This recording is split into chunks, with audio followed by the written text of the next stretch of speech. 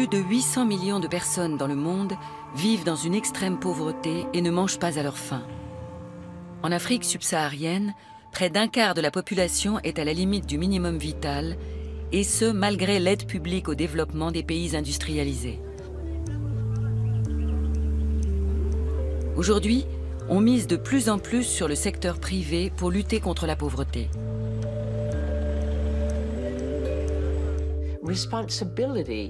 La responsabilité s'est déplacée de la sphère publique à celle des entreprises et du marché. Les entreprises sont les nouveaux bons samaritains, les nouveaux paladins du développement dans la lutte contre la faim. Comme s'il suffisait de claquer des doigts pour qu'ils accourent et nous sauvent tous.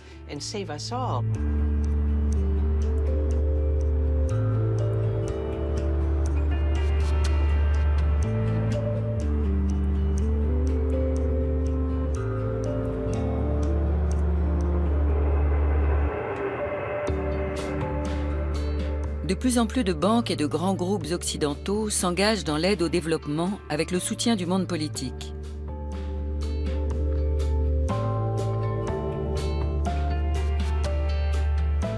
Lors de l'Assemblée générale des Nations unies en 2015, les membres de l'ONU se sont donné pour objectif d'éliminer l'extrême pauvreté et la faim dans le monde d'ici 2030 avec l'aide du secteur privé.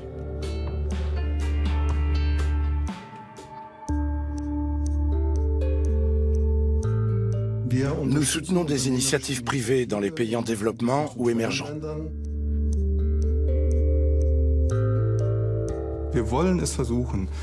Nous tentons d'aider des investisseurs privés à investir dans l'agriculture en Afrique et à en tirer un profit raisonnable.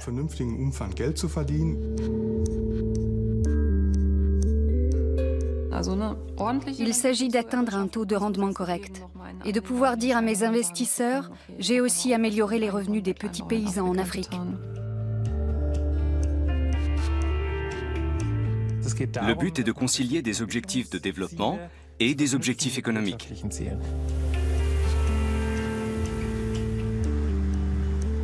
Mais ce nouveau type d'aide au développement peut-il fonctionner?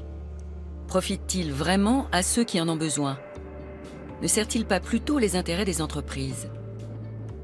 Nous avons suivi 7 exemples de partenariats dans 3 pays d'Afrique de l'Est, le Kenya, la Zambie et la Tanzanie. L'un d'eux est un projet modèle du gouvernement allemand. Le German Food Partnership. Ce partenariat allemand de l'alimentation est un projet commun du ministère de la Coopération économique et du Développement, de la Fondation Bill et Melinda Gates et de 30 entreprises agroalimentaires. Les investisseurs ont réuni 80 millions d'euros. 1 800 000 € sont affectés à un projet en faveur de la pomme de terre au Kenya. Au Kenya, un quart de la population est sous-alimentée, surtout dans les campagnes. C'est pour y remédier qu'est née cette initiative de la filière pomme de terre. L'idée? Faire gagner de l'argent aux paysans qui la cultivent. Andrea Bam, la chargée de mission, vient s'informer de l'avancée du projet. Elle est employée par l'Agence de coopération internationale allemande pour le développement, la GIZ, et a rendez-vous avec la ministre de l'Agriculture du comté.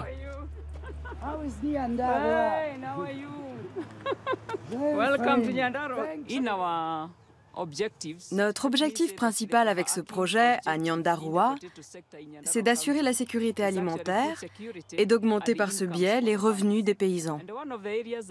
La GIZ nous a permis de progresser, notamment dans le domaine complexe des semences. Pour optimiser les rendements, les spécialistes allemands du développement travaillent avec une exploitation agricole semi-industrielle, Kissima Farm. Kissima Farm est l'un des rares acteurs du secteur agro-industriel au Kenya à produire des semences dans des conditions d'hygiène irréprochables. Avant d'entrer dans la serre, le chef de production s'essuie les pieds sur un tapis désinfectant. Les différentes variétés de pommes de terre sont fournies par des entreprises européennes. Nous reproduisons ici une variété commercialisée par une société hollandaise, la HZPC. Nous devons produire des semences saines et certifiées.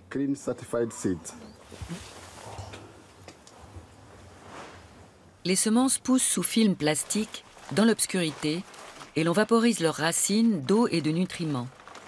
Ici, pas un gramme de terre. Elle pourrait contenir des germes. Traditionnellement, les petits producteurs kényans gardent les plus petites pommes de terre de la récolte pour s'en servir comme semences la saison suivante. Celles-ci, plus saines, sont censées leur assurer un meilleur rendement. Au dire du semencier, la récolte peut jusqu'à doubler. Mais un sachet de ces semences coûte 25 €, inabordable pour un petit paysan. Seules les moyennes et grandes exploitations peuvent investir dans des semences certifiées. Au départ, nous cultivions 30 hectares de pommes de terre de semences. Nous en sommes déjà à 60 hectares. De plus en plus d'exploitations agricoles nous en achètent. Des semences saines pour doper le rendement. L'idée paraît bonne. Mais l'inconvénient, c'est qu'il faut les racheter chaque année. Donc être tributaire des géants de l'agroalimentaire comme Monsanto, Syngenta ou Bayer. Ce que dénonce l'agronome Nora McKeon, ex-collaboratrice de l'Organisation des Nations Unies pour l'alimentation et l'agriculture.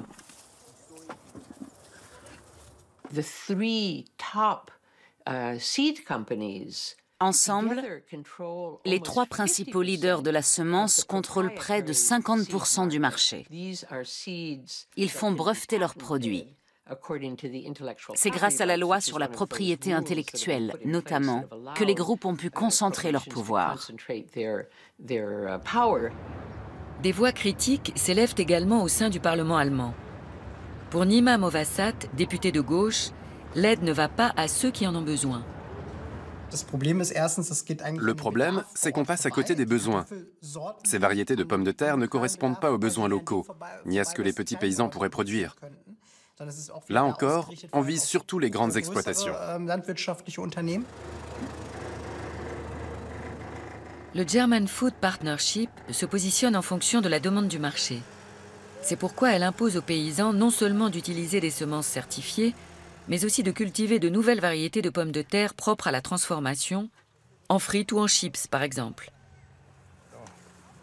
La ministre de l'Agriculture locale est emballée par le projet. La GIZ nous a permis de voir s'installer d'autres fournisseurs de semences dans la région, en particulier des semences d'importation. Et je peux vous dire que nous sommes très bien renseignés sur ce qui pousse bien et sur la demande du marché. Désormais, nous produisons en fonction des besoins spécifiques du marché.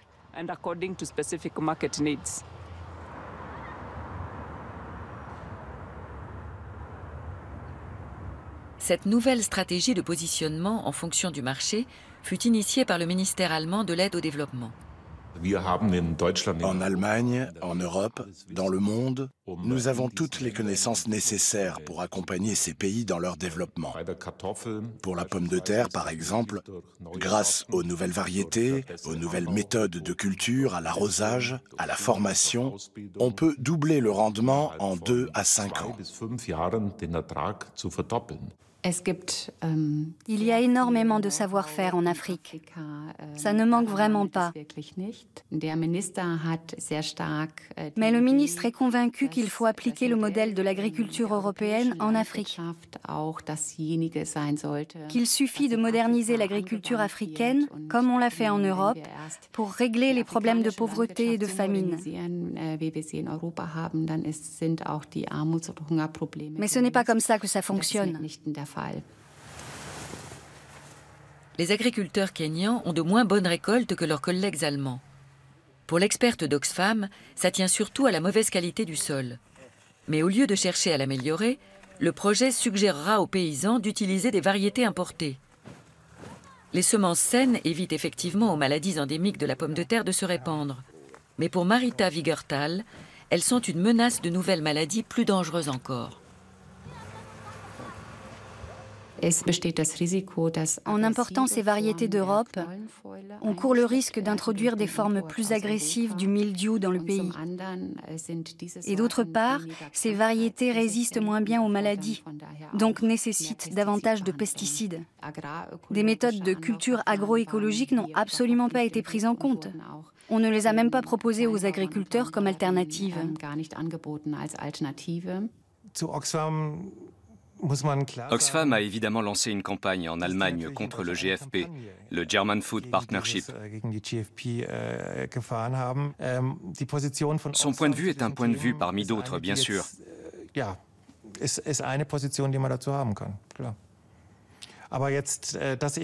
Mais prétendre qu'en important ces nouvelles variétés, on importe aussi le mildiou, c'est un peu fausser les choses, dans la mesure où le vrai problème, c'est la qualité des plants.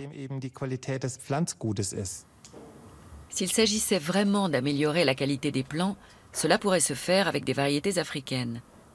Mais les entreprises allemandes n'auraient rien à y gagner.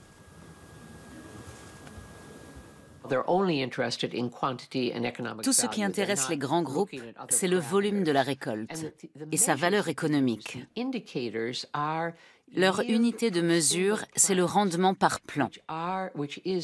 Et ça nécessite le recours à des intrants extrêmement coûteux. Ces intrants sont avant tout des engrais chimiques et des pesticides sans lesquels ces variétés importées à fort rendement ne peuvent pas pousser. Le problème, les agriculteurs sont souvent obligés de s'endetter pour les acheter. L'agence allemande d'aide au développement, la GIZ, a sélectionné une agricultrice pour nous montrer à quel point le projet pomme de terre fonctionnait bien. Sauf que Florence Chinotti n'est pas touchée par la pauvreté.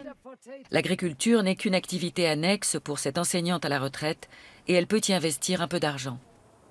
Quand on vend une partie de sa récolte, on peut se permettre d'acheter des insecticides et des engrais. Quand vous avez peu à investir et beaucoup de rendement, vous tirez un bénéfice. Florence Chinotti vend ses pommes de terre à un fabricant de frites de Nairobi.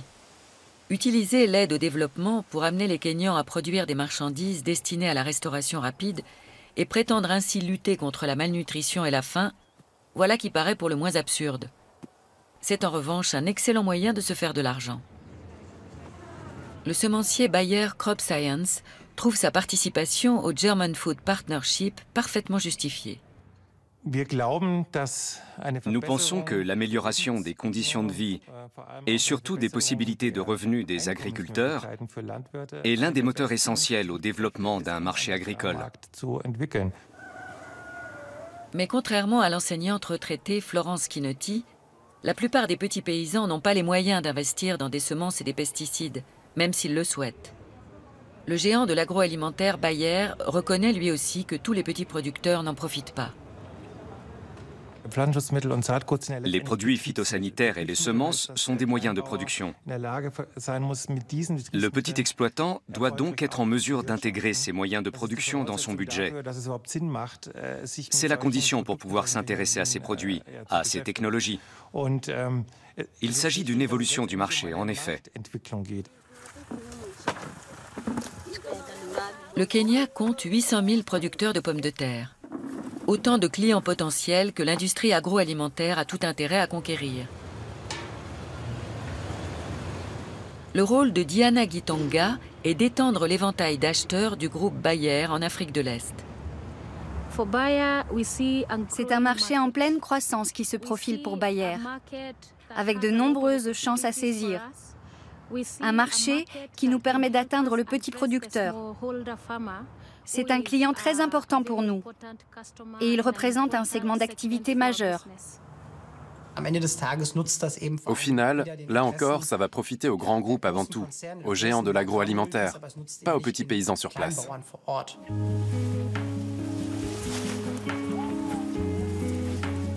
On l'a compris, le German Food Partnership est plutôt utile à des gens comme Florence Chinotti, des fermiers éduqués et disposant de ressources. Car le GFP prône une agriculture à l'allemande, qui implique la rationalisation et la mécanisation du travail.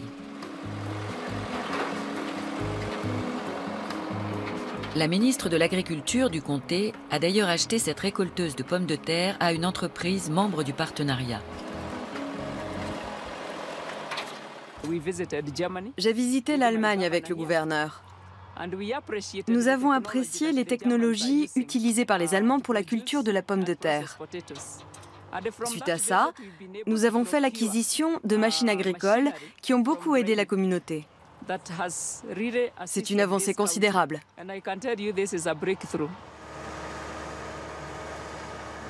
Les agriculteurs peuvent désormais louer la récolteuse auprès du comté. Mais aide-t-elle vraiment les petits paysans? Rencontre avec Marie Vareke. Elle aussi nous a été recommandée par l'Agence d'aide au développement. Cette machine a une force de travail qui n'est pas comparable avec celle de la main-d'œuvre humaine. Elle est bien plus rapide et bien moins chère. Je vais gagner plus, car je n'ai plus besoin d'employer autant de gens.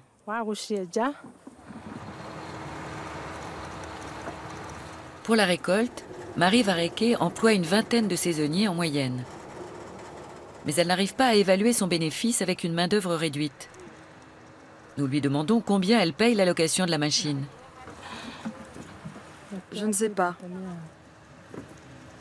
Nous découvrons alors que le tracteur n'est là que pour la caméra. En réalité, l'agricultrice ne s'en sert jamais.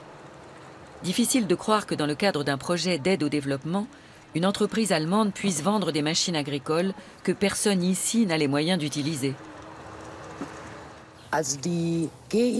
L'Agence d'aide au développement est chargée par le gouvernement d'améliorer les revenus des agriculteurs.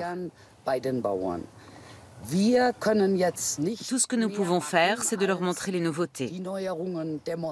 Ce que nous avons fait. Avec grand succès dans certains cas, moins dans d'autres. Après, c'est aux agriculteurs eux-mêmes de décider ce qu'ils prennent ou pas. Nous n'avons pas d'influence là-dessus. L'aide au développement présentée simplement comme une offre faite aux paysans africains. Intéressant. Mais les solutions proposées sont manifestement dictées par les intérêts commerciaux des entreprises. Résultat, elles ne sont pas adaptées aux petits exploitants comme Marie Vareke. Mais elles sont adaptées à des gens comme Florence Chinotti, qui ne souffrent ni de la pauvreté ni de la faim et n'auraient pas besoin de l'aide du BMZ, le ministère allemand de la coopération économique et du développement. L'objectif du BMZ avec ce projet était de réduire la pauvreté, d'assurer la sécurité alimentaire et de favoriser une production respectueuse de l'environnement. Je n'ai pas l'impression que ce projet contribue vraiment à atteindre ces objectifs.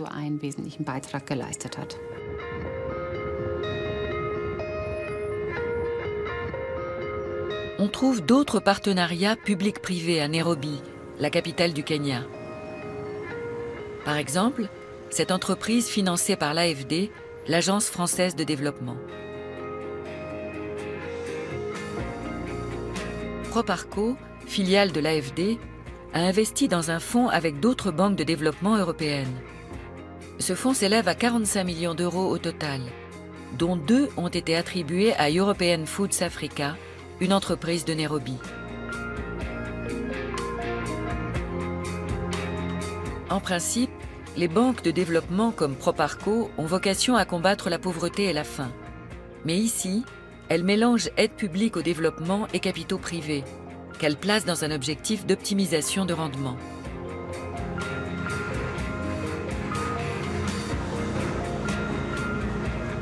L'entreprise kenyane European Foods Africa commercialise des pizzas surgelées de la marque Dr Oetker, qu'elle importe d'Allemagne. Avec l'argent du fonds, l'entreprise s'est offert des chambres froides modernes. Son propriétaire est un Allemand qui vit à Nairobi. Stefan Belzer, c'est son nom, a eu l'idée il y a 6 ans de vendre des pizzas surgelées allemandes au Kenya. Ces chambres froides sont toutes neuves. Elles viennent d'Allemagne. Elles sont très bien isolées. Les températures descendent jusqu'à moins 21 degrés, la température idéale pour les produits surgelés, comme les fruits ou les pizzas. Aujourd'hui, Stefan Belzer importe ses fruits et pizzas surgelés en grande quantité. Et entre Bielefeld en Allemagne et Nairobi, la route est longue. Nous stockons essentiellement des pizzas ici. Elles arrivent par container. Il y en a jusqu'à 12 000 à l'intérieur. Nous en avons tout un assortiment. Actuellement, nous livrons nos pizzas à plusieurs supermarchés et épiceries.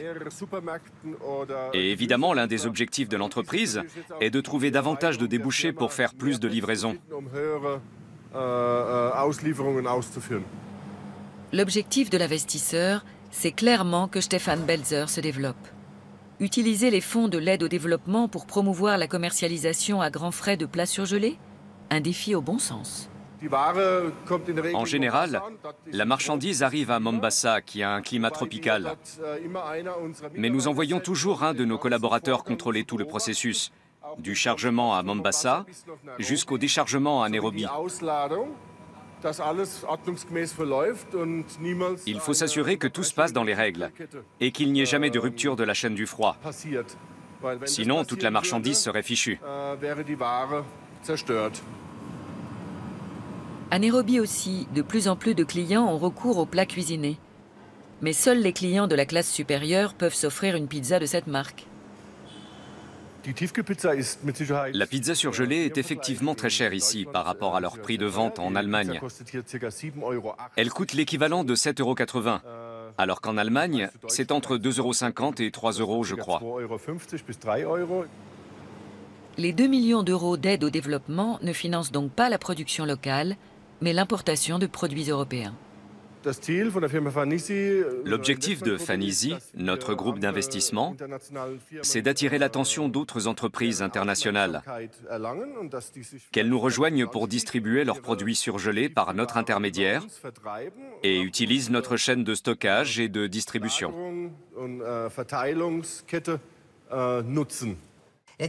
Finalement, on ne favorise pas le développement de l'économie sur place, mais celui d'entreprises allemandes ou européennes. Ça sert à promouvoir le commerce extérieur. Pour moi, l'aide au développement doit servir à lutter contre la pauvreté, à consolider les structures de l'État, à améliorer le système de santé, le système éducatif sur place. Mais en réalité, elle sert de plus en plus à promouvoir le commerce extérieur.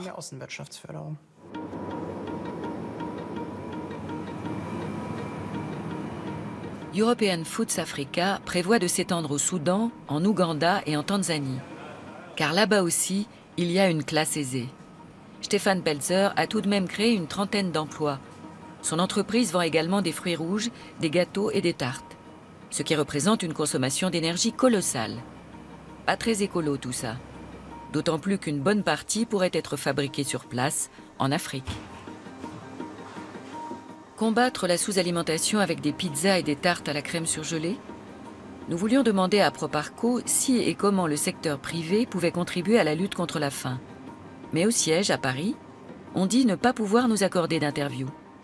Le groupe affirme n'en donner aucune actuellement.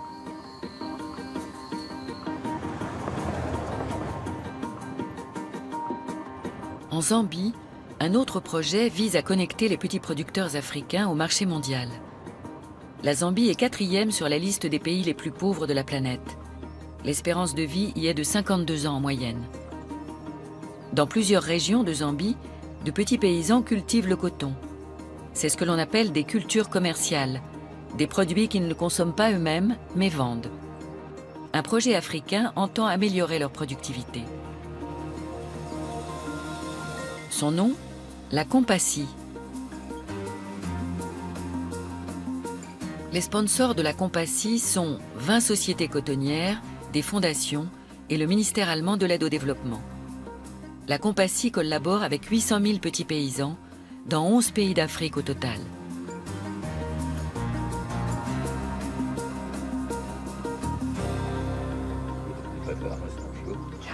La Compassi ne se limite pas à une offre, contrairement au partenariat de German Food Partnership. Car ces petits producteurs travaillent déjà avec les entreprises cotonnières. Une partie des champs de coton se trouve à 2 heures de route de Lusaka, la capitale zambienne. Wolfgang Bertonbreiter, de l'agence allemande de développement GIZ, dirige le projet.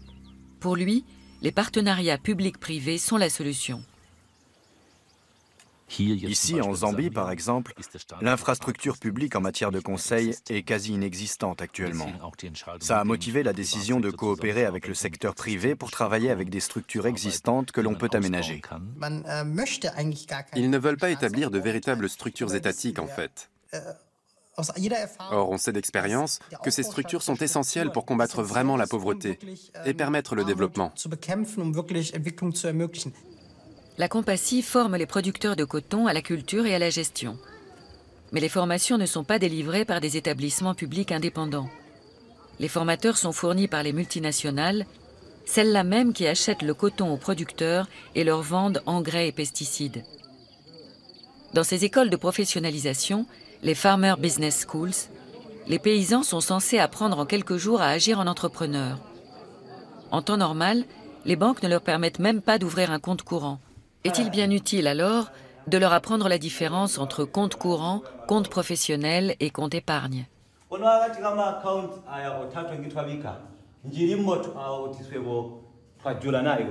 Les petits producteurs ne peuvent pas solliciter directement l'aide de la Compassi. Seules les grandes entreprises participantes, comme le groupe agroalimentaire sud-africain NWK, reçoivent des fonds pour former les agriculteurs.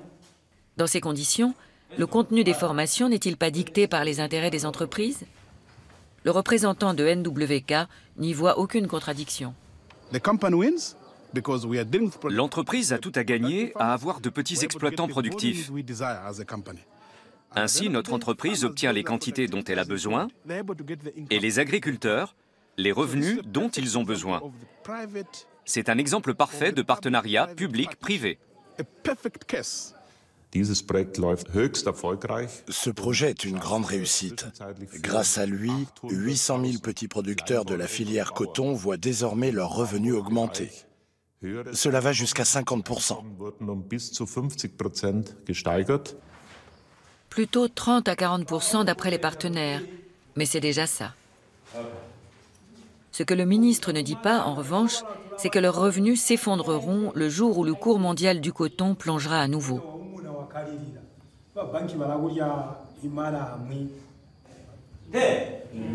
Pour la spécialiste Nora McKeon, cette stratégie du partenariat public-privé est extrêmement risquée.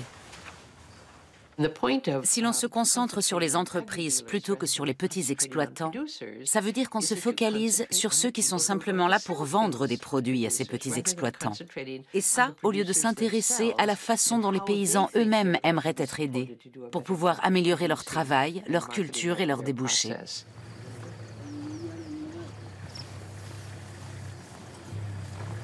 Si ce ne sont pas les petits paysans, mais les entreprises qui perçoivent les aides, elles peuvent aussi donner le ton.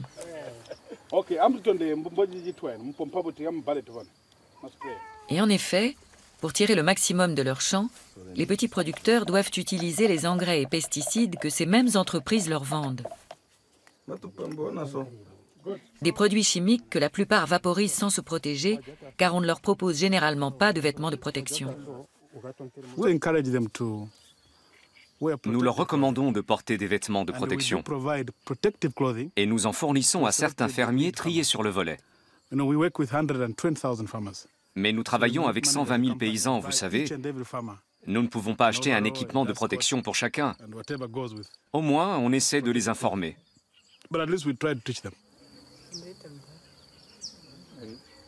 Nous cherchons à entrer en contact avec des fermiers participant à la formation de la Compassi. NWK nous présente une agricultrice modèle. On lui pose vite un masque pour la caméra.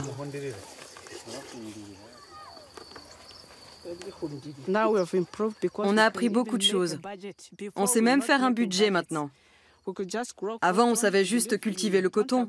C'était de l'agriculture traditionnelle, comme nos parents nous l'avaient apprise. Maintenant, on sait que l'agriculture est un business. Ça nous a transformés. Avec ce système, les producteurs de coton ont amélioré leur rendement. C'est indéniable. Le seul hic est la dépendance à laquelle ils s'exposent. Car c'est la même entreprise, NWK, qui leur vend des engrais et des pesticides, leur accorde des prêts pour acquérir des tracteurs et leur achète leurs récoltes. Que se passe-t-il si le cours mondial du coton est à la baisse et que les producteurs ne peuvent plus rembourser leurs emprunts? Nous sommes entièrement dépendants de NWK pour vivre. Il faut travailler dur pour rembourser nos emprunts et pour qu'ils nous en accordent d'autres. On ne veut pas décevoir l'entreprise. Les producteurs de coton risquent de tomber dans le cercle infernal de l'endettement.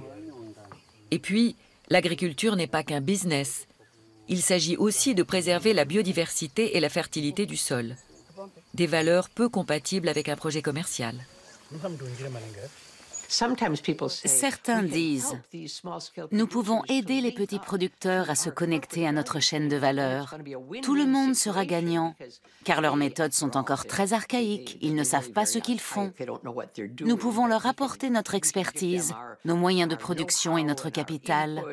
Ainsi, ils pourront rallier la marche vers la modernité et la production ascendante. Mais ça ne se passe pas vraiment comme ça, généralement.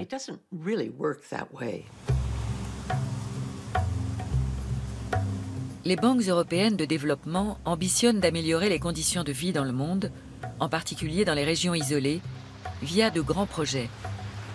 Depuis peu, elles investissent aussi directement dans des entreprises privées.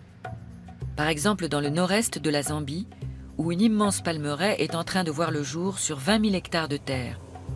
Un océan de palmiers à huile. Le moulin utilisé pour extraire l'huile de palme est exploité par le plus grand groupe alimentaire de Zambie, l'entreprise Zambif. L'entreprise a reçu 35 millions d'euros de la part de plusieurs banques de développement européennes. La première d'entre elles est la Société allemande pour le développement, la DEG, une filiale de la banque KfW. C'est avec une partie de cette somme que Zambif a fondé sa filiale Zampalm. Zampalm est axé sur le palmier. Actuellement, nous produisons de l'huile de palme pour l'alimentation. Zampalm est né en 2008. Fin 2008, nous avions notre première pépinière et en 2009, nous avons tenté le repiquage des jeunes palmiers. La plantation a connu de grosses difficultés au départ. Un consultant s'était trompé dans le choix de la variété à planter. Puis le sol s'est avéré trop humide pour les palmiers à huile.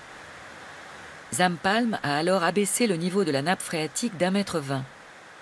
Des réajustements au coût très élevés que la société a couverts grâce au prêt de la DEG, la Société allemande pour le développement.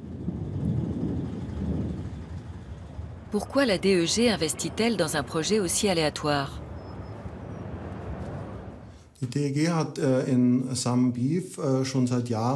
Cela fait des années que nous investissons dans l'entreprise Zambif, qui est une entreprise majeure du secteur agroalimentaire zambien. Elle contribue à la sécurité et à l'approvisionnement du pays en matière d'alimentation. Et dans cette région plutôt excentrée, elle génère une possibilité d'emploi pour la population locale.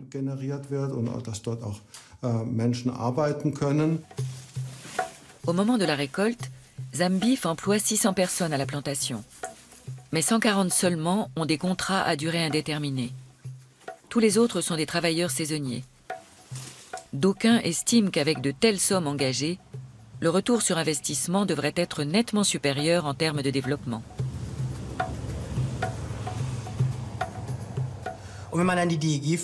Chaque fois qu'on interroge la DEG sur les projets, on nous répond que c'est un formidable exemple d'aide au développement et on ne prend pas la peine d'examiner nos critiques.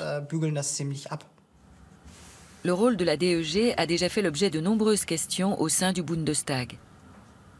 27 organisations ont déposé une pétition. Elles exigent que la DEG ait un devoir d'information sur ses participations et crédits. Le problème de fond, c'est que la DEG est une boîte noire. Nous ignorons ce qu'elle fait, car elle ne publie jamais rien. Elle n'est pas tenue de rendre des comptes. Nous ne sommes informés de ses activités que par des ONG ou des journalistes qui font des recherches sur place, ou des personnes concernées qui s'expriment. C'est comme ça que nous savons qu'il y a des choses qui ne tournent pas rond dans les projets de la DEG.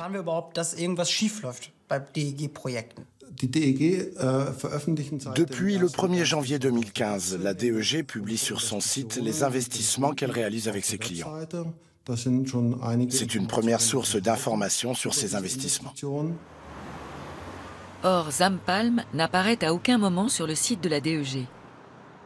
Selon les recherches menées par l'ONG FIAN, 10 millions ont été investis dans le projet. ce que la DEG finit par confirmer à notre demande. Mais le flou demeure quant aux normes sociales et environnementales appliquées par Zampalm. Le prêt accordé est très contesté aussi d'un point de vue écologique.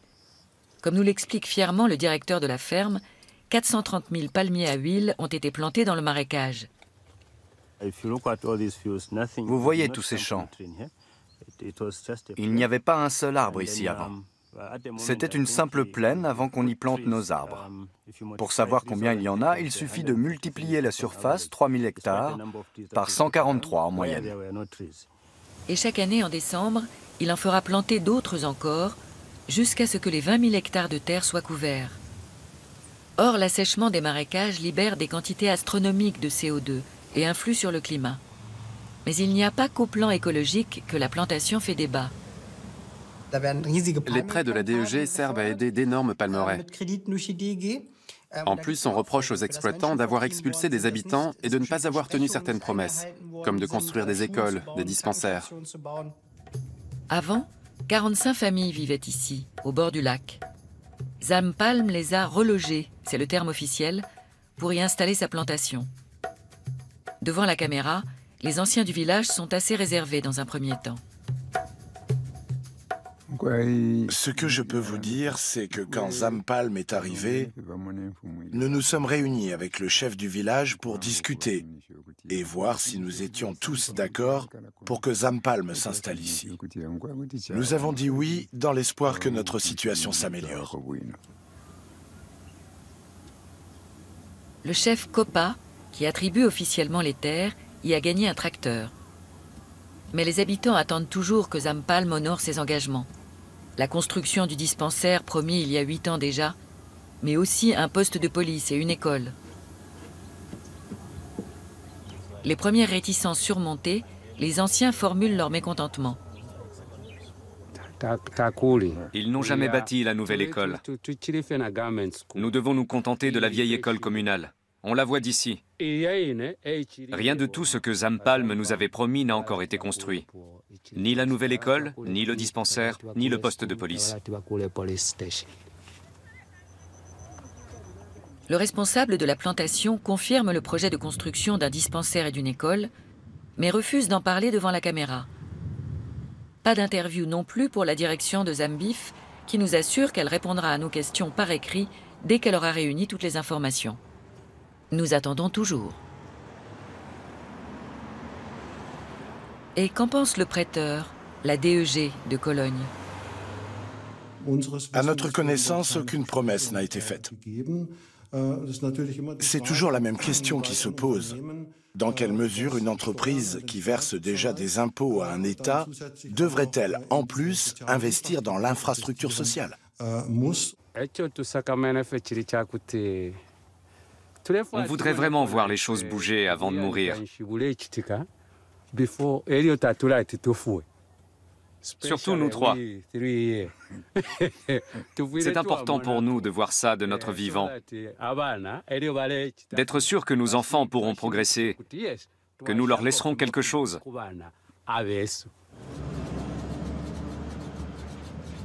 Les entreprises ne sont pas tenues de construire des hôpitaux ou des écoles. Mais dans les régions économiquement défavorisées comme celle-là, elles le promettent souvent pour pouvoir avoir accès aux terres. Zampalm n'est pas la seule ferme exploitée par Zambif. Le groupe gère une autre entreprise agricole de 10 000 hectares dans le nord-ouest du pays. Le village de Mimbolo se trouve tout près de là. Et cela fait 10 ans qu'un conflit territorial couve ici. Car la société à la tête de l'exploitation avant l'arrivée de Zambif a expulsé 50 familles. Mais aujourd'hui, c'est Zambif qui a l'entière responsabilité juridique. Nous allons interroger les personnes concernées, des familles qui vivaient bien dans leur petite ferme avant d'être expulsées. Avant, on cultivait des oranges, des mangues, des bananes, un tas de choses. On en vendait même à d'autres villages.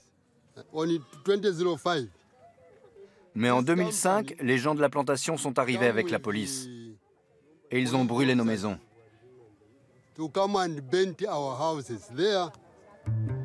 Les villageois se sont rebellés. Lors d'une marche de protestation, le grillage de la plantation a été endommagé. Frances Kamanda et un voisin ont été arrêtés et ils sont restés 10 jours entre les mains de la police. Dans un premier temps, ils devaient être condamnés à 5 ans de prison.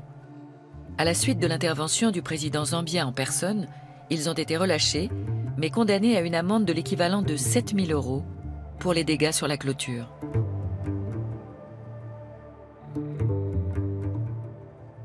Nous souffrons.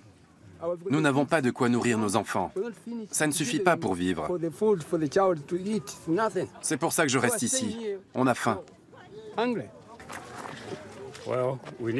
Nous devons récupérer ces terres. Nous n'avons nulle part où aller pour faire pousser quelque chose. Nous attendons qu'ils nous rendent nos terres. Il y a eu par le passé un moment où l'on avait accordé à la population sur place le droit d'accéder à cette terre et de la cultiver. Et comme dans ce cas concret, il s'agissait de terres appartenant au gouvernement, il était tout à fait légitime que Zambif obtienne cette ferme et la concession.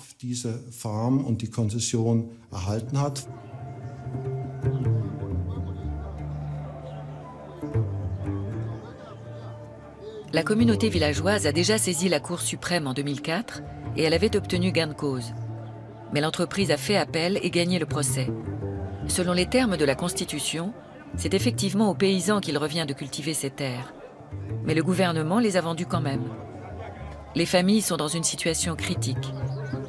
Plusieurs villageois n'ont pas supporté ces années d'attente avant qu'une décision soit prise. Selon les anciens, 11 personnes se sont donné la mort depuis.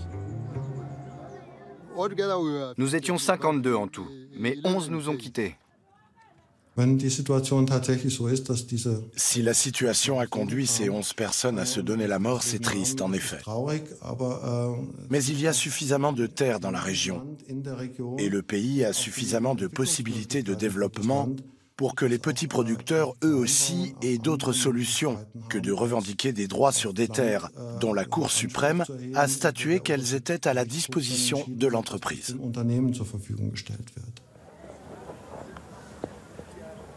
Mais les habitants de Mimbolo ne peuvent pas se rabattre sur d'autres terres. La plantation occupe tous les sols fertiles et les autres surfaces à la périphérie sont toutes boisées. De plus, le défrichage est très pénible et très cher. Autrement dit, l'aide au développement, censée combattre la faim et la pauvreté, n'a fait qu'aggraver la situation. Les villageois placent désormais tous leurs espoirs dans le nouveau responsable du district. Nous sommes encore en négociation avec les entreprises. Nous voulons qu'elles cèdent au moins une partie des terres qu'elles n'utilisent pas pour que les gens d'ici puissent y cultiver de quoi se nourrir. Où iront-ils si nous les chassons ? Nous devons parvenir à une situation qui profite à tout le monde. On part du principe que les partenariats publics-privés sont avantageux pour les deux parties. Il faut investir des fonds publics, oui, mais les entreprises font un peu de bénéfices. Et les petits producteurs gagnent en efficacité. Donc, tout le monde sera gagnant. En réalité, rien ne le prouve. En fait, les habitants de Mimbolo sont lésés dans cet investissement. Ailleurs aussi, généralement, les prêts accordés par les banques de développement européennes ne font que renforcer ceux qui ont déjà les reins solides. Depuis peu, un fonds d'investissement coté en bourse prétend lui aussi combattre la faim et la pauvreté. Le Fonds d'investissement africain pour l'agriculture et le commerce, l'AATIF. Le ministère allemand du développement y a fait la plus grosse contribution, 45 millions d'euros de fonds publics. À cela s'ajoutent 20 millions de la banque allemande KfW et 20 millions de la Deutsche Bank. Le fonds s'élève actuellement à 125 millions d'euros. En Zambie, la ATIF a investi près de 9 millions d'euros dans la société Chobe Agrivision.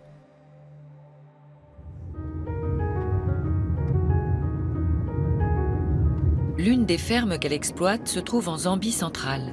C'est l'une des plus grosses du pays. Dans sa brochure, le fonds AATIF se targue d'avoir augmenté les revenus de la population et amélioré ainsi la sécurité alimentaire.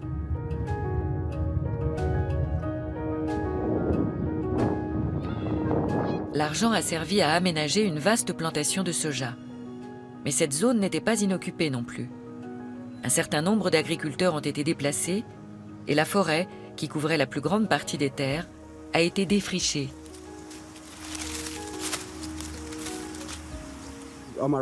Derrière moi, sur la droite, vous avez un exemple de la brousse naturelle qui se trouvait ici avant. Nous avons dû déboiser pour aménager ces champs de soja. Avant de pouvoir planter quelque chose ici, on a dû débourser dans les 2600 € par hectare. Au coût du défrichage, il faut ajouter 5300 € par hectare pour les dispositifs d'arrosage, les tuyaux, les câbles électriques et les voies d'accès. L'entreprise a pu ainsi multiplier la surface agricole irrigable par 7. Ici, en Zambie, il est possible de faire 2 récoltes par an, mais uniquement à condition de stocker l'eau à la saison des pluies, afin d'avoir de quoi arroser les champs à la saison sèche. C'est pourquoi l'entreprise a construit un grand barrage et une station de pompage. Mais quel est l'avantage pour la population ? Combien d'emplois ont-ils été créés avec ces 9 millions d'euros ?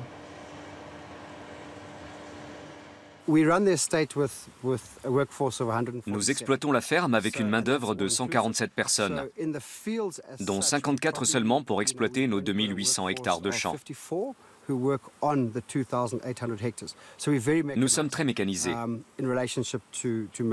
Nous employons beaucoup moins de main-d'œuvre que pour la culture d'autres produits agricoles. De ce fait, la part de la main-d'œuvre dans le coût total est insignifiante comparée à celle des herbicides, des engrais et de l'eau. Le président du conseil d'administration du fonds d'investissement, Thomas Douve, se réjouit de ce succès. Il faut dire que ces 130 ou 140 emplois sont vraiment pérennes. C'est une entreprise stable. Les gens y gagnent de l'argent et relancent l'économie locale. Mais la plantation de soja comme moteur de l'économie locale n'est pas un argument qui tient vraiment la route. Sa création aurait dû générer 1600 emplois ici. On en est loin. Malgré tout, les partenaires allemands du fonds sont convaincus d'améliorer les revenus de la population locale via leurs investissements et de contribuer ainsi à combattre la pauvreté et la malnutrition. Le fonds AATIF se dit très apprécié des institutions religieuses et des ordres et caisses de retraite chrétiens qui ont à cœur de placer rentablement les retraites de leur clergé. Mais il refuse de nous donner les noms de ces institutions sous couvert de secret bancaire. D'autres investisseurs encore sont inconnus. Et le lieu d'implantation du fonds pose également question. Il siège au Luxembourg et le gouvernement allemand a répondu très franchement à ma demande. C'est parce qu'il n'y a pas d'impôt sur les bénéfices là-bas. Intéressant en plein scandale des Panama Papers. Ils y vont pour ne pas être imposés.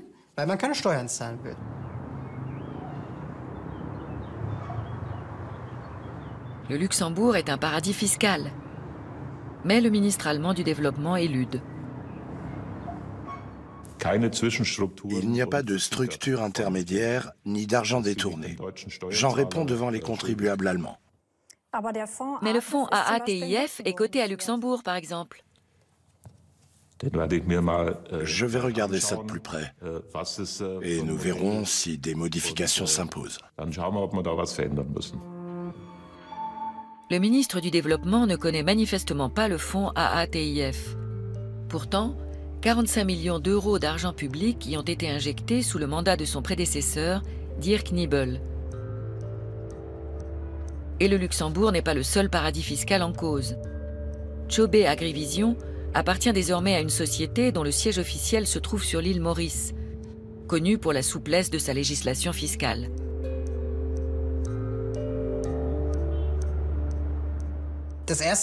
La priorité pour chaque investissement, c'est que l'entreprise paie des impôts sur place. Comme le siège est à Maurice, ce n'est sûrement pas le cas. Donc ils essaient d'échapper au fisc. Pour ce qui est de l'impôt sur les sociétés et du pays dans lequel il est dû, je ne peux pas vous répondre précisément. Si les impôts versés en Zambie sont très faibles, le pays ne pourra toujours pas financer de missions de service public. Autre point particulièrement critique, la répartition des risques au sein du fonds AATIF. Le contribuable est le seul à supporter les pertes. En cas de bénéfice, l'investisseur privé s'en met plein les poches, car les bénéfices sont privatisés, les pertes socialisées.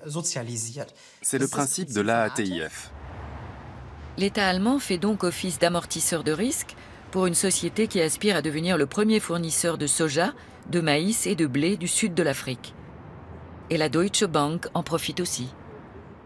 Nous savons ce que nous faisons. Et là, ATIF a de l'avance en la matière avec ses 5 ans d'expérience et son solide portefeuille d'investissement. Et comme les premiers remboursements d'emprunts tombent cette année, de nouveaux moyens se libèrent pour de nouveaux investissements. Pour les sponsors, ça prouve que ce genre de partenariat fonctionne. Nous, contribuables, payons à l'avance pour que les grands groupes puissent faire des bénéfices dès le premier jour. Personnellement, je trouve ça inacceptable. Ce qu'occulte ce système de partenariat public-privé, c'est que les intérêts des entreprises et des petits producteurs ne coïncident absolument pas. L'aide au développement est-elle vraiment là pour aider les plus grosses sociétés du marché ? Des groupes agroalimentaires qui clôturent des surfaces gigantesques et privent de droit de passage les résidents. Chobe Agrivision a procédé de la même façon dans une autre ferme de l'ouest de la Zambie et déclenché ainsi un conflit avec la population locale. Il y a des gens qui vivent ici. Maintenant que l'entreprise a tout clôturé, ils n'ont plus accès à l'eau. Nous avons un conflit.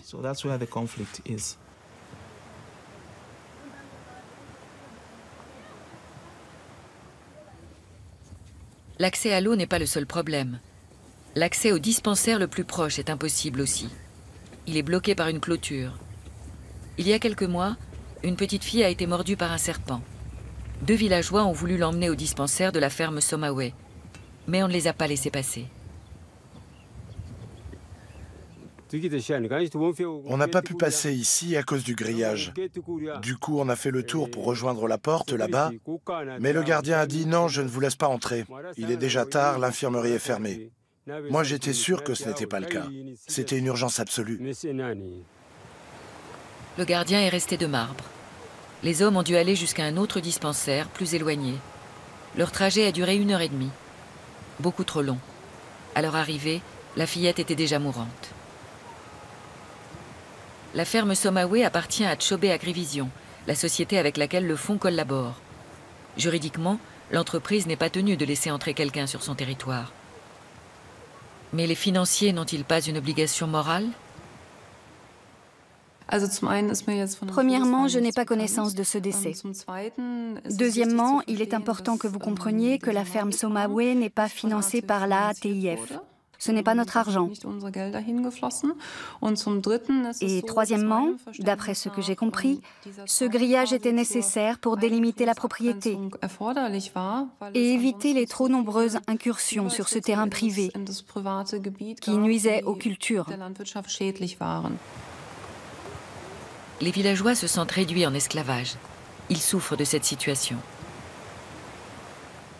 La petite est décédée, juste à cause de ce grillage. S'il nous laissait au moins une petite porte, on pourrait arriver plus vite au dispensaire parce qu'il n'est pas si loin d'ici, au lieu de nous obliger à contourner le grillage et à faire de longues routes jusqu'à l'autre dispensaire. Ça a de lourdes conséquences pour nous. C'est comme ça que nous avons perdu l'une des nôtres.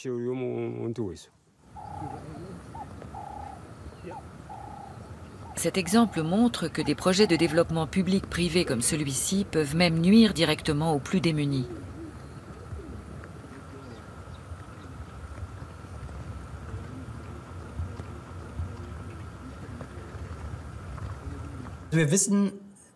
On sait que là où il n'y a pas d'hôpitaux, de dispensaires, d'écoles où les enfants peuvent apprendre des choses, et de routes construites par l'État, donc accessibles à tous, il n'y aura pas le moindre développement.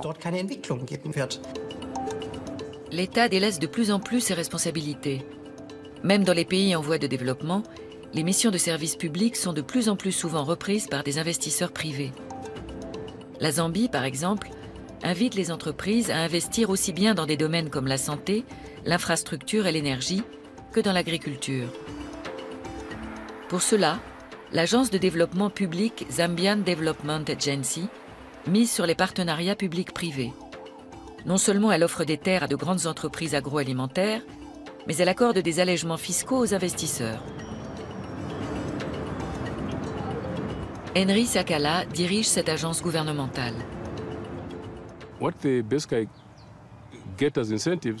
Pour les motiver, nous leur proposons par exemple d'importer les installations et les machines sans frais de douane. C'est une grosse économie s'ils peuvent importer les installations et construire les ateliers de production sans être taxés. Ils ont 5 ans pour ça. Et puis, ils peuvent rapatrier leurs dividendes chez eux sans être imposés, une fois qu'ils se sont acquittés de toutes leurs redevances ici. C'est un argument qui peut attirer les investisseurs.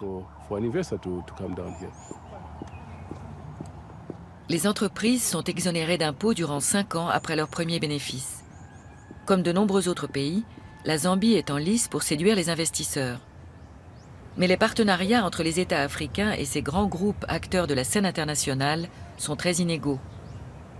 Les gouvernements bénéficiaires sont les seuls à devoir expliciter en détail les changements de politique qu'ils vont opérer et qui leur sont bien sûr fortement suggérés par les groupes et les pays donateurs afin de créer un climat favorable à l'investissement pour le secteur privé.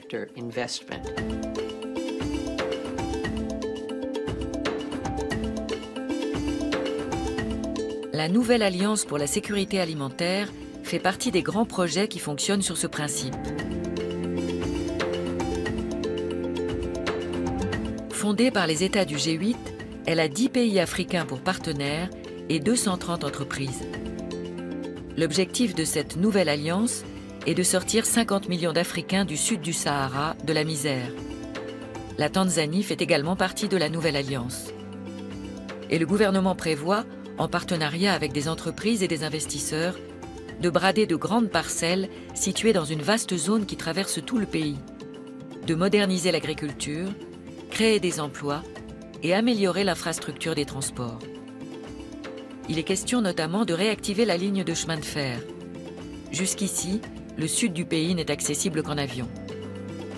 L'une des entreprises participantes, Olam, est l'un des plus grands groupes agroalimentaires de la planète. Elle gère une plantation de café à la périphérie de la ville de Songea. Olam perçoit des aides de la part de la Banque de développement néerlandaise et de la DEG. Son siège est à Singapour et elle produit et commercialise des aliments, des matières premières et des engrais.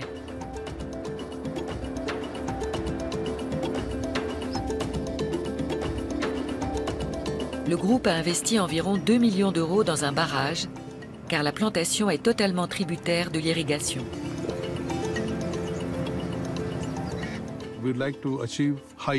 Nous visons des rendements élevés.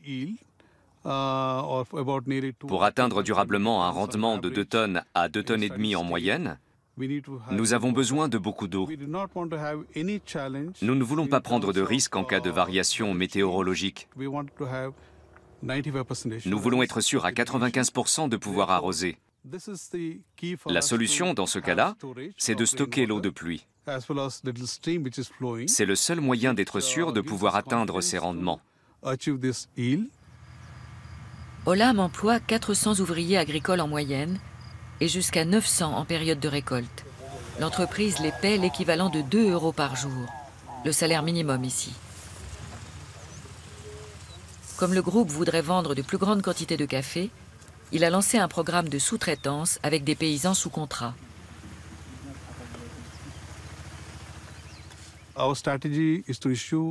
Nous allons fournir 3 millions de plants de café à nos agriculteurs sous contrat, gratuitement.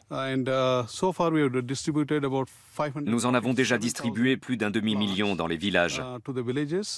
Nous croyons vraiment que les communes peuvent améliorer leurs conditions de vie ainsi. Et nous avons confiance dans les pratiques agricoles durables. Les sociétés agroalimentaires avec qui nous collaborons travaillent pour moitié avec de petits exploitants. Mais nous en finançons aussi directement. Nous finançons par exemple un programme destiné aux petits producteurs via l'entreprise Olam en Tanzanie. C'est un programme consacré à la culture du café, mais aussi à la diversification des revenus avec une ouverture sur le secteur de l'apiculture.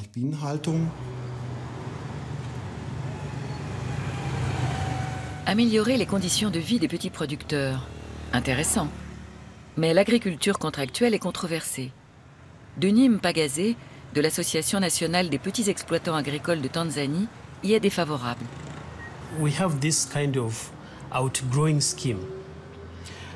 Dans l'agriculture contractuelle, l'investisseur dit aux agriculteurs « Vous allez cultiver du café. Je vous offre des plants et une formation. En plus, je vous ferai crédit pour les engrais. » Et là, les villageois se disent « Qu'est-ce qu'il nous raconte ? Il veut qu'on produise du café. On va se nourrir de café ? C'est de nourriture qu'on a besoin. » Quelques petits paysans choisissent quand même de travailler sous contrat pour Olam et de consacrer une partie de leur terre à la culture du café, pour gagner un peu d'argent. Flavian Ningunyani est l'un d'eux. Olam lui a donné 1800 plants de café. Il n'a eu que le transport à payer. Désormais, Flavian ne peut plus cultiver ni maïs, ni manioc, ni haricots sur ce champ-là, mais il est content.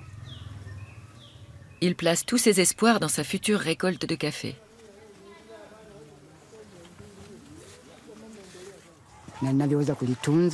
Vous voyez, mes plants poussent bien, exactement comme l'entreprise l'espérait. C'est pour ça qu'Olam m'a donné une récompense. La culture du café est nouvelle pour les agriculteurs de la région. Mais elle a un gros inconvénient. Le café a besoin de beaucoup d'eau. Et seule la plantation possède un barrage et des canaux d'irrigation. Ici, les paysans ont donc dû creuser des puits traditionnels, à la main. Nous arrosons nos champs de café avec des seaux. C'est très fatigant. C'est pour ça que nous ne cultivons que de petites parcelles, même si nous avons de grands champs.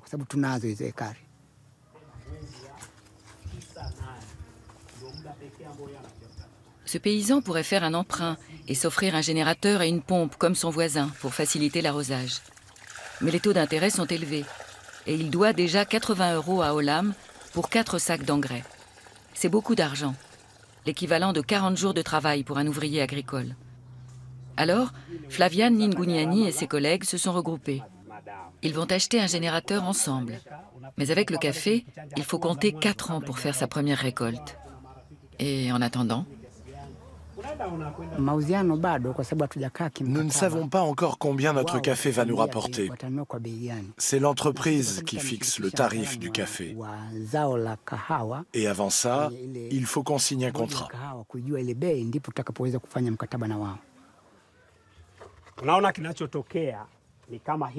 Le fait que le contrat ne soit conclu qu'au moment de la récolte désavantage fortement les petits producteurs. Après avoir investi pendant 4 ans, ils portent donc la totalité du risque. Le groupe leur dit qu'il ne peut pas leur garantir le prix. Résultat, les petits exploitants supportent l'essentiel des investissements, comme l'irrigation. Le système de l'agriculture contractuelle est extrêmement risqué au final.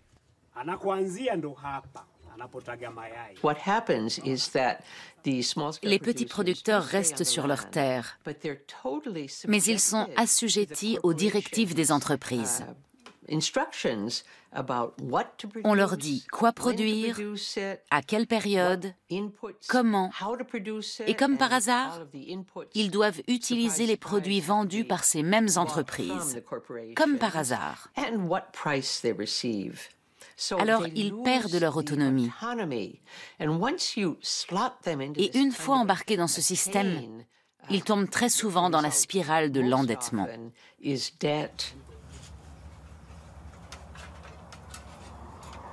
Ismaël Pili Aboubakari vit à proximité de la plantation de café.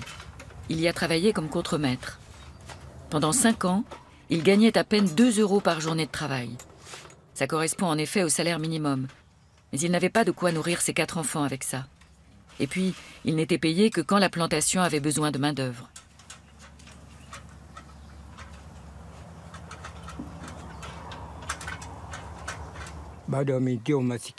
Ils m'ont plongé dans la misère. Si seulement je n'avais pas travaillé là-bas ces 5 dernières années, je suis plus pauvre qu'avant. Je regrette d'avoir été journalier à la plantation. J'ai trimé 5 ans là-bas et je n'ai même pas une vraie maison. Vous voyez ça? Cette maison pour 5 ans de travail, je suis vraiment très pauvre. Ça fait très mal. Si j'avais su, je n'y serais pas resté 5 ans.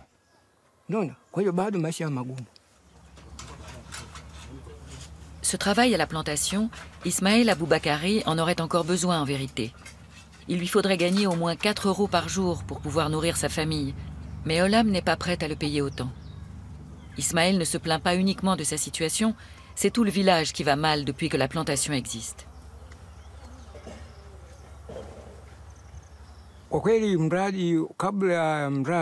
Avant, les gens avaient assez de terre à cultiver. Ce qu'ils faisaient pousser leur suffisait pour se nourrir. Ça allait bien pour eux. Depuis que la plantation est arrivée, ils n'ont plus assez de terre.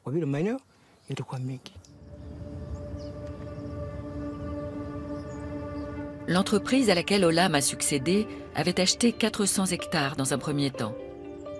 Quand elle a voulu en acquérir 1600 de plus, une partie du conseil villageois l'a accepté, mais sans l'accord des habitants. Beaucoup dénoncent une affaire de corruption. Godfrey Lupindou, par exemple. Avant, il exploitait près de 10 hectares ici et gagnait ainsi de quoi nourrir sa famille. Il produisait 200 sacs de maïs à l'époque. Aujourd'hui, il n'en récolte plus que 20. Comme beaucoup, il a reçu un jour un courrier de l'administration cantonale.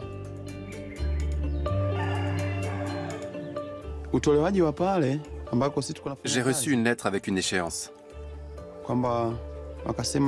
Nous devions quitter les terres exploitées par notre famille.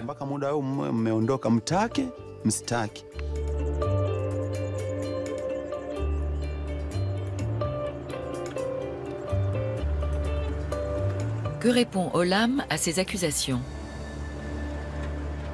Non, il n'y avait pas de village ici. Nous avons acheté un terrain avec un titre de propriété, le terrain de Southern Farm. Nous n'avons pas acheté de terre appartenant à des villageois. Bon, vous avez raison. Il y avait bien quelques fermiers. On m'a dit que le vendeur du terrain les avait amenés à le quitter avant de nous le vendre. Pour Olam, l'affaire est réglée. Mais pas pour les villageois comme Godfrey Lupindou. Il a reçu 320 € de compensation, trop peu selon lui, pour racheter des terres.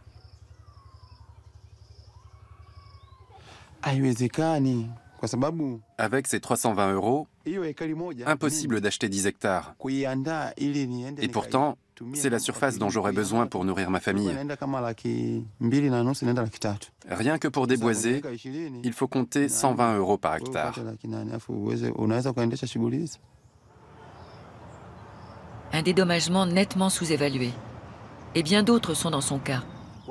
Le représentant de l'organisation des petits producteurs est sur place. Il déplore que dans d'autres régions encore, l'expansion des grandes exploitations agricoles mette leur existence en péril. Les gros investisseurs débarquent ici, s'arrogent les terres des petits agriculteurs, qui au final n'ont plus de quoi cultiver ce dont ils ont besoin pour se nourrir. Alors ils doivent s'engager comme travailleurs saisonniers sur les plantations des investisseurs. Mais l'argent qu'ils gagnent là-bas ne suffit pas pour faire vivre une famille. C'est le gouvernement tanzanien en premier lieu qui permet aux investisseurs d'agir ainsi en leur vendant de grandes parcelles fertiles. Et s'ils peuvent contourner ainsi les petits paysans, c'est parce que leurs terres ne sont pas inscrites au cadastre. Ça n'existe pas ici.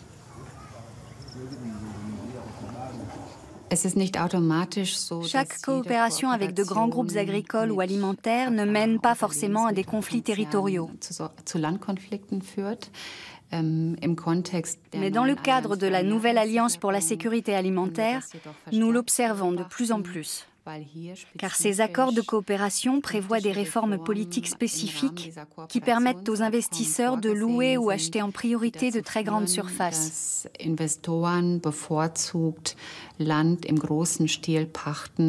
Par conséquent, le risque que des petits producteurs soient spoliés de leurs terres et n'aient plus accès à l'eau et à d'autres choses indispensables est élevé. Pour Godfrey Lupindou, peu importe que ces terres aient été prises par Olam ou par l'entreprise d'avant. Il n'accepte tout simplement pas la situation. Je ne voudrais pas que mes enfants et mes descendants vivent comme des esclaves. Que ceux qui veulent travailler chez Olam le fassent. Mais on devrait avoir le choix et ne pas être obligé de travailler pour Olam.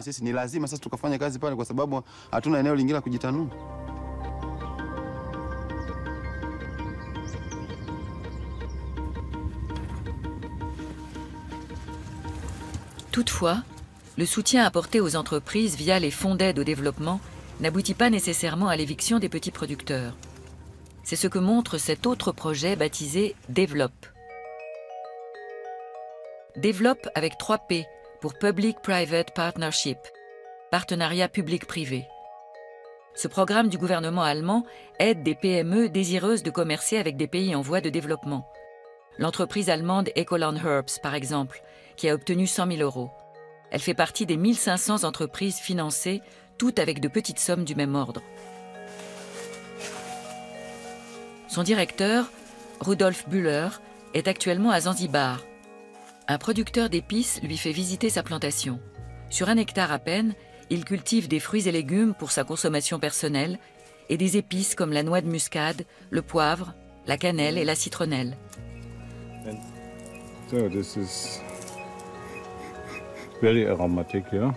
Rudolf Bühler travaille avec 25 producteurs d'épices à Zanzibar. Ridwan Ali est l'un d'eux. Il lui montre comment prélever la cannelle dans l'écorce de l'arbre, qui repousse après la récolte.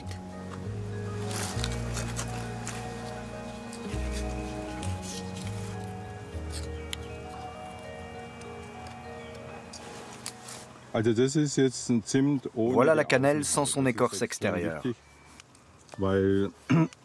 C'est important de l'enlever car elle contient des substances amères. Et si nous l'exportons vers l'Allemagne, elle doit être de bonne qualité, c'est-à-dire débarrassée de cette écorce grise. Ensuite, on peut l'utiliser en pâtisserie, par exemple, après l'avoir réduite en poudre. Rudolf Bühler commercialise ses épices et les intègre dans la charcuterie qu'il produit avec un groupement de producteurs agricoles dans le sud de l'Allemagne. Mais les épices bio ne peuvent y être vendues qu'à condition d'être certifiées. Le chef d'entreprise a obtenu une aide de la DEG. Cet argent lui sert à former les agriculteurs de Zanzibar afin qu'ils puissent réaliser eux-mêmes la certification bio.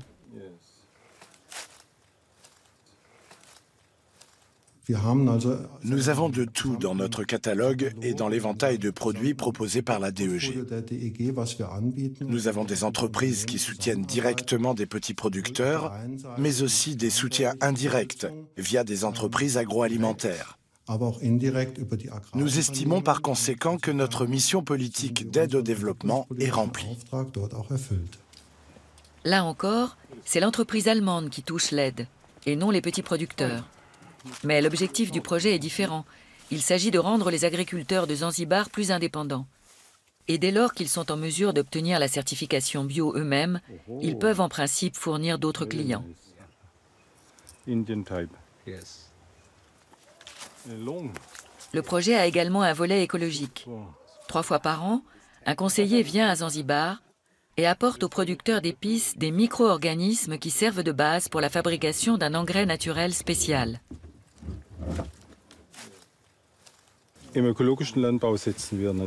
Dans l'agriculture écologique, on renonce aux engrais chimiques et aux pesticides, bien sûr, mais ce n'est pas tout. On veille aussi à renforcer les défenses naturelles des plantes. à les stimuler, à la manière de l'homéopathie. Et au final, les fruits sont plus sains. Il y a une grosse demande de produits Déméter. C'est une chance de plus pour nos agriculteurs ici d'obtenir un prix correct pour leurs produits, en produisant les meilleures épices possibles. Ces producteurs ont toujours travaillé sans engrais chimiques ni pesticides, mais ces composts biodynamiques sont nouveaux pour eux. L'avantage, c'est qu'ils peuvent démarrer leur activité sans avoir de capital à investir au préalable. Ça fait une grosse différence.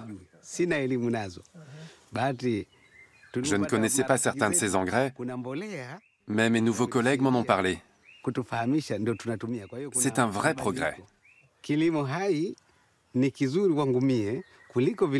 L'agriculture biologique est meilleure et plus durable. Les autres méthodes de culture nécessitent des engrais chers, alors que pour faire de l'agriculture biologique, tout ce dont on a besoin, on l'a déjà sous la main. Le producteur monte dans l'arbre pour récolter ses noix de muscade. Elles ne doivent pas tomber à terre, sinon elles moisiraient.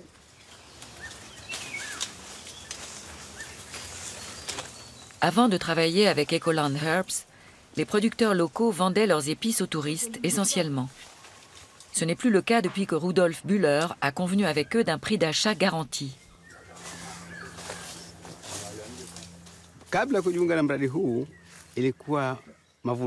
Avant de m'associer à ce projet, j'avais une récolte et des revenus très limités. Maintenant, je gagne le double et je peux vivre plus confortablement. Rudolf Bühler tient à ce que les agriculteurs fassent sécher leurs épices sur place pour qu'elles soient exportables.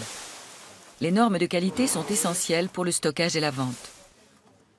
Aujourd'hui, les producteurs d'épices lui livrent leurs poivres. On mesure son taux d'humidité. Celui-là n'est pas aussi sec qu'il le faudrait.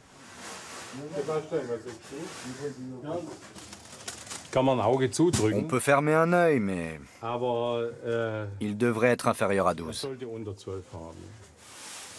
Quand leur poivre est assez sec, les petits producteurs peuvent en tirer l'équivalent de 9 € le kilo. Un bon prix. Juma Boss en a livré plus de 100 kilos aujourd'hui. Il repart avec 950 €.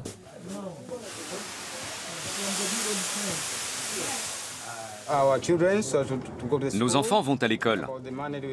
C'est avec cet argent qu'on paie leurs frais de scolarité. On gagne plus en vendant nos produits ici. Alors on est heureux. À Zanzibar, il faut avoir de bons revenus pour pouvoir envoyer ses enfants à l'école. Dans une société qui compte 30% d'analphabètes, c'est un énorme progrès. Si l'entreprise allemande peut leur assurer un meilleur tarif, c'est aussi grâce au ministère allemand du développement qui finance le projet pour moitié. Mais contrairement à beaucoup d'autres, celui-ci mise sur l'autonomie. Les producteurs d'épices restent indépendants et décident eux-mêmes de ce qu'ils cultivent, quand, comment et où.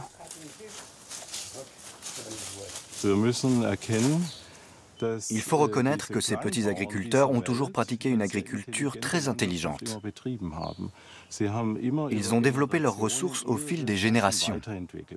Et ils cultivent des plantes qui se sont adaptées à ce climat. Ce qui ressemble à un jardin tombé en friche est en réalité un ingénieux système combinant plusieurs étages de culture. Au sol, la coriandre et la citronnelle. Sur les arbres, des plantes aromatiques comme le poivre et la vanille. Et tout en haut, les clous de girofle et les noix de muscade.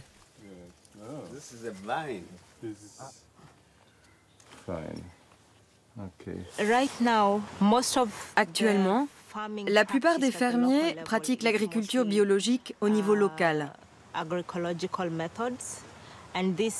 Ils utilisent des semences d'ici, du compost, du fumier, et ils appliquent des méthodes traditionnelles comme la rotation des cultures et les jachères.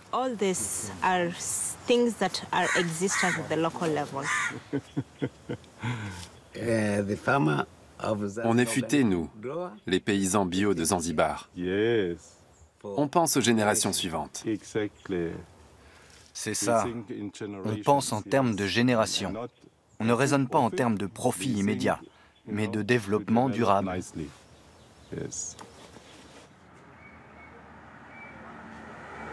Quoi qu'il en soit, Rudolf Bühler ne vient pas en bon samaritain à Zanzibar, mais en chef d'entreprise. Le programme Développe ne finance que des entreprises allemandes ou européennes qui font au moins 1 million d'euros de bénéfices par an et emploient 10 personnes au minimum. Mais ce système ne fonctionne que si les agriculteurs produisent pour l'exportation. Or, les producteurs d'épices de Zanzibar sont plutôt une exception. La grande majorité des exploitations agricoles produit pour le marché local et ne profitent donc pas de ce genre de projet. Au terme de cette enquête, qu'avons-nous appris? Que les partenariats publics-privés aident des entreprises européennes et multinationales à conquérir de nouveaux marchés avec les deniers publics. Les petits producteurs ne sont là qu'en tant que clients à conquérir. Ils sont acheteurs de semences, d'engrais chimiques et de pesticides, et fournisseurs de coton, café ou épices. Car soutenir le travail de la grande majorité des petits exploitants qui ne travaillent pas pour l'exportation ne générerait aucun profit. Pour certains, une autre approche s'impose. Pourquoi ne pas partir du fait que les principaux acteurs sont les petits paysans eux-mêmes et chercher à connaître leurs besoins réels pour mieux les aider?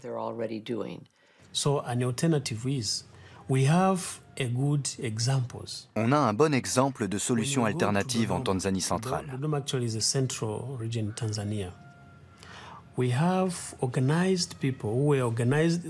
Là-bas, les petits producteurs se sont regroupés en coopératives à l'aide de notre ONG, Mivata.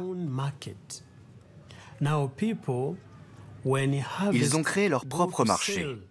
Et au moment de la récolte, ils viennent y vendre leurs produits.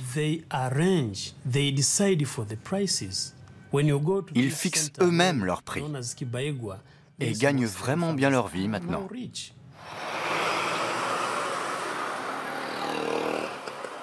Les petits paysans ont besoin d'avoir accès à la terre, à l'eau et au marché. Ainsi, ils peuvent même approvisionner des villes de plusieurs millions d'habitants. C'est toujours le cas en Afrique. Les très grandes villes sont encore nourries à 70% par la périphérie directe. Mais les petits paysans ont beaucoup de mal à vivre de leurs recettes actuellement. En se regroupant, ils peuvent négocier de meilleurs prix. Et avec un peu d'aide, se construire des hangars où entreposer le riz, le maïs ou d'autres céréales. Ainsi, ils ne sont pas obligés de vendre leurs produits au premier venu au moment de la récolte. Tout cela les aide bien plus à améliorer leurs revenus et donc à nourrir leur famille que de gros investissements dans d'énormes exploitations agro-industrielles.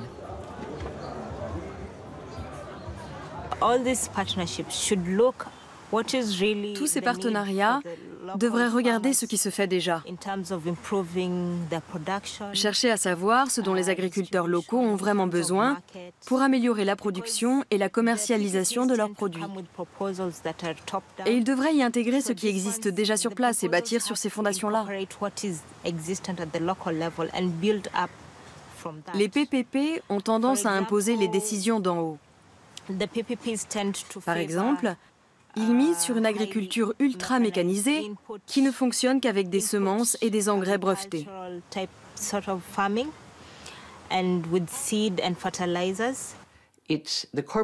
Le système alimentaire est dominé par les grands groupes et les grandes puissances commerciales.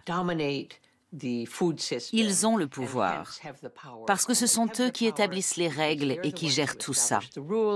Le jeu est faussé pour favoriser les entreprises, et ils désavantagent les petits paysans qui pourtant nourrissent le monde.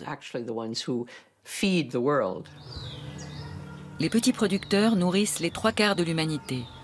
Et dans le même temps, 2/3 de ceux qui ne mangent pas à leur faim dans le monde sont des paysans sans terre. La famine arrive généralement en fin de saison, quand l'ancienne récolte est épuisée et que la nouvelle n'est pas encore rentrée.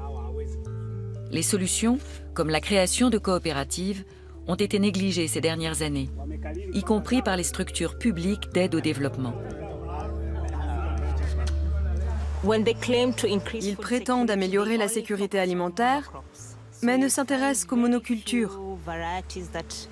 Ils financent juste quelques filières comme le riz, le maïs ou la canne à sucre, qui sont destinées à la vente. Ce n'est pas un moyen d'assurer la sécurité alimentaire. Et la biodiversité en pâtit. En un siècle, 75% des variétés cultivées ont disparu du fait de cette politique agricole centrée uniquement sur un nombre restreint de cultures. À cela s'ajoute le fait que les bénéfices des grandes plantations filent généralement à l'étranger, raflant les terres et l'eau des petits producteurs au passage. Quant aux emplois promis, souvent il s'agit uniquement de petits boulots mal payés.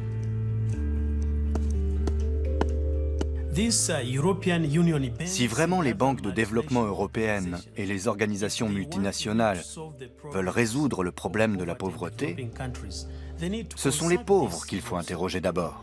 Et ce n'est pas difficile. Ils sont organisés maintenant. C'est là qu'il faut venir mettre votre argent. Tout axé sur les petits paysans. Voilà la mission essentielle pour se rapprocher du but que la communauté internationale s'est fixé, enrayer la faim et la famine d'ici 2030.